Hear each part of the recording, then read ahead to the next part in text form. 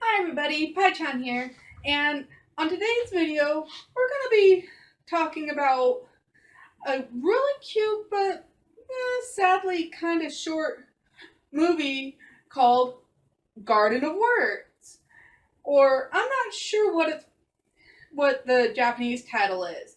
And even even while I'm talking about the characters, there'll be spoilers. So I think maybe even just their name, at least one of the names is a spoiler. So I'm gonna do this now, well, so that I don't forget like I have in a few others. Warning: spoilers are ahead. All right, I know it's a few days early, but happy New Year's, everybody, and I hope your 2016 went was went well. So so so let's get on with a little review right now. And I've got a little note over here because in this movie, I think they only say the characters' names once through the whole thing. And with one of the characters, I just now watched it. I don't think I actually caught her first name at all. And she is the one where her name is actually her name period is a spoiler, but let's talk about him first. The guy first. First we have Takao Agatsuki. I think that's how it is pronounced. And I will say the ages because they are a little pertinent to this. He is actually 15. So keep that in mind when I tell you her age. The woman's age. Well, at first you see him riding the train and explaining that on rainy days, he feels like the sky was closer and stuff. It's actually pretty poetic. The movie explains it better than I actually could, and that pretty much it feels more like when he was young. So he made a deal with himself that on rainy days he skipped school. So it rolls around to where the first time he goes there in the movie, there's a woman sitting there, and so it's just kind of that's pretty much how they meet. And he is with him, he is kind of he goes off in his own little world to just draw, and his dream is to become a shoemaker, also known as a cobbler, which I'm not sure if it they played it off as cobbler is a derogatory is like is sort of like a derogatory term for it or whatever, but I'm just gonna say shoemaker just to make sure. But he wants to be a shoemaker, and it's revealed through a little later on that he actually made himself a pair of moccasins that he wears, which I actually think is kind of cool. And he goes through everything and winds up falling in love with the woman through their little interactions through this. Well, now that I've talked about him a little bit, and yes, even though it is only like a 45-minute movie, both of the characters grow exponentially, but I'll get to that when I talk more about the story. So next we have the oh, and just so you guys know, he is a student. That will also come into play here in a moment. But next we have the woman Yukino. And that's just her last name. And yes, that is actually that little bit of information is a spoiler. The fact of her name is a spoiler because through I think 75% of the movie, you do not know her name. And through the whole thing, I don't think I ever caught her first name. But the thing with that is that she is a teacher at the boys' school. So there's that little thing going on, along with her being 27. So quite a big age gap, though. I don't personally see the problem there. Though the student-teacher thing is where there's a problem.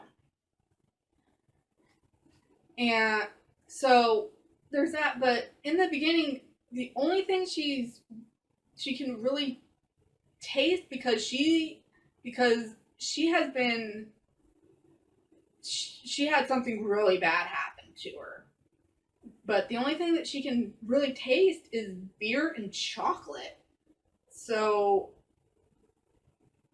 it numbed her so much that was it, which is actually extremely sad and everything.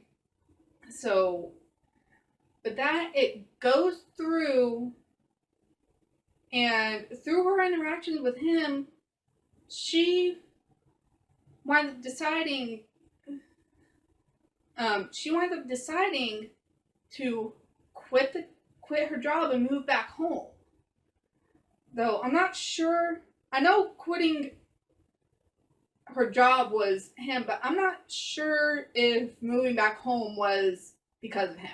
She never wants to quit teaching. Actually, in the end, it shows her teaching still, not at the same school, not at his school, at a different school. But she is so broken inside, and with her little interaction with him at a little park they go to, it heals her. So there's that.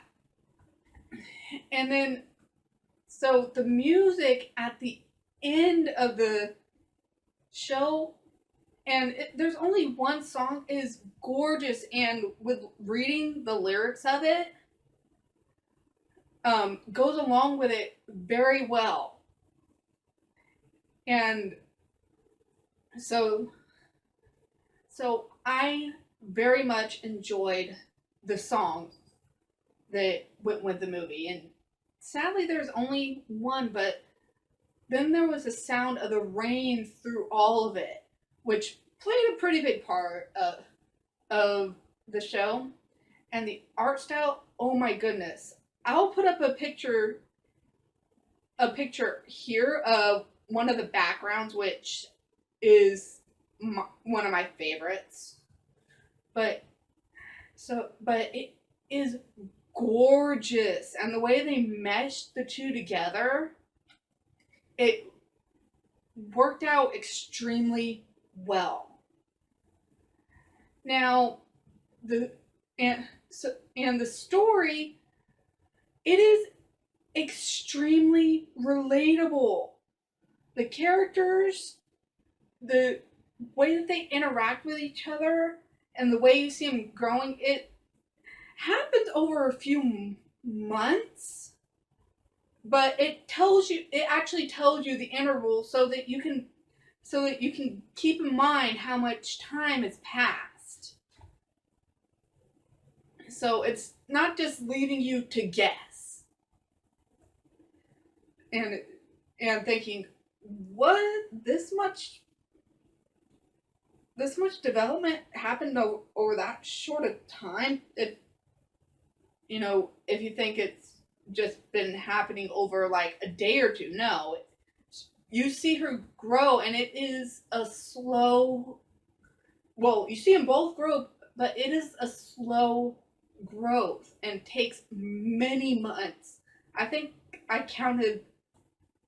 Oh, It pretty much started in June and went on through at least September. So there is that big amount. They don't.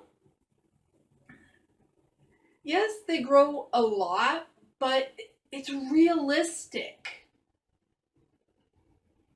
And the the two characters that I talk about are extremely relatable, with somebody just falling in love, but their love being sort of forbidden until even at the end. And when, okay, I'm not gonna say it, but something very big happens at the end that just kind of ties everything together. And I will say this: watch the credits on through, and there's another little bit at the end, which actually makes me think that afterwards, after he's gone through school and everything, they wind up getting back together and actually living, having a happy life together, because they wind up finding each other again. Or I actually think they were supposed to meet up, because it looks like he's reading notes that she had sent him. So with this, I think altogether I would give it, even though it is so short, when I finished watching it, I was just like, that went by pretty fast. And I thought it was like a 2-hour movie or something. I was wrong. It was 45 minutes, but still, it didn't feel like it. It felt only like I had been watching it for like, at the most, like 15 minutes. But the only thing is that if you really like action and stuff, this movie is not for you. This is a romance, pure and simple, school life romance. Well, yeah, I guess it can fit the school life thing, but it is a romance. So, like I was saying, I would give this movie a 9 out of 10. The art is gorgeous. The music and the rain effects set the mood perfectly. It threw in, well, there wasn't any comedy, because if it did, it would have ruined the mood of the whole movie, because it was such a short movie. So they actually played that right. Now, if it was a little bit longer, if it was a bit longer, yes, they would have a few little things that make you giggle or something would have been all right. So I really enjoy this movie. It is one of my favorites. I think it was produced in like the 2000s to, I'm not completely sure exactly when it was, but I know it was in the 2000s. So now I've got a little thing to show and tell, and yes, again, this is something that I made. I'm not completely sure if I've shown it to you guys yet or not. If I have, I'm sorry. This was the only thing that I could think of that was really quick, but I don't think I'm pretty sure I haven't shown this to you. And what I'm talking about is this coaster that I made of K from Pre-Tier, and the picture in it I actually just got off of the internet, or I might have I might have taken a screenshot directly from, I know this is a screenshot from it, from the actual show. I either took it from the, off of Google Images, or I might have just taken it directly from the show itself that I have saved somewhere through a program. But if you're wondering why I've got the heart beads around it, that's just what I do when that's just it has nothing to do with the character itself. That's just something that I do when he's on what's known as my Bishonen list, which is the guys that I really like from anime, and he is.